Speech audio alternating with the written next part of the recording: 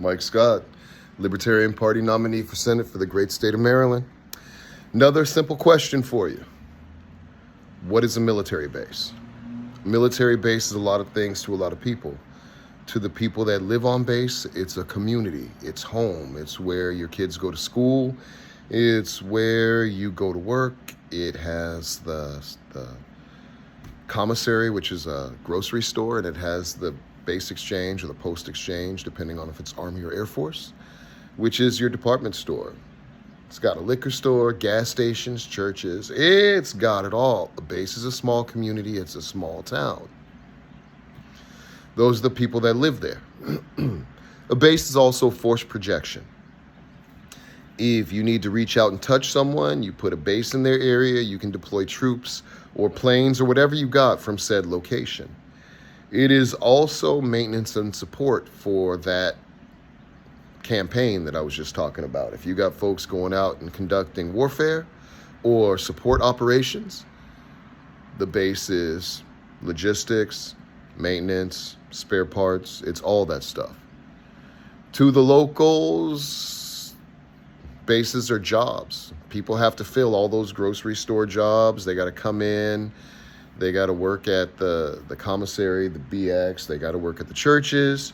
They got to work as administrators. There are literally a gazillion jobs on base. And then that starts to get to what bases actually are. What is a military base? A military base is about $1 billion to the local economy. And that's why base realignment and closure, or BRAC, is so toxic. No senator wants to lose all that money in the local economy. I was in the Pentagon once, and we were shutting down a bomber squadron.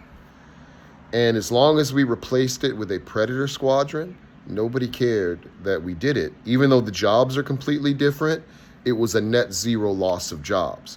And that's how they make these trade-offs. That's what we need to understand. It is not about what is best militarily. It is not about what is best financially. It is about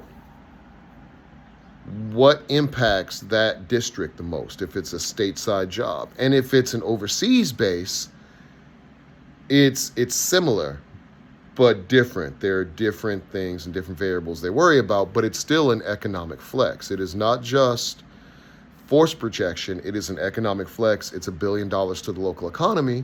And that's why when they make certain trade-offs, you have places like USAFRICOM headquarters being located in Europe, in Germany. It's all about shaking hands and making deals and the economic impacts. It is not about the finances or the military effectiveness generally. And that's what we're fighting. We have to understand the rules, and we have to understand why they play the way they do. And then we can fix it. My first bill as senator will be term limits. I'm going to put in term limits. I suggest 12 years. That's two terms for a senator, 6 for a congressman. That's plenty to get in and maybe not get your hands dirty. And as far as BRAC goes, I'm putting one soon thereafter, both stateside and OCONUS BRAC. I would like us to bring some troops home, bring some money home, and maybe try to make the world a safer place. My name is Mike Scott. I am the Libertarian Party nominee for Senate for the great state of Maryland. We need a gold rush to fix what ails this nation. We need y'all to vote Libertarian. Have a good one.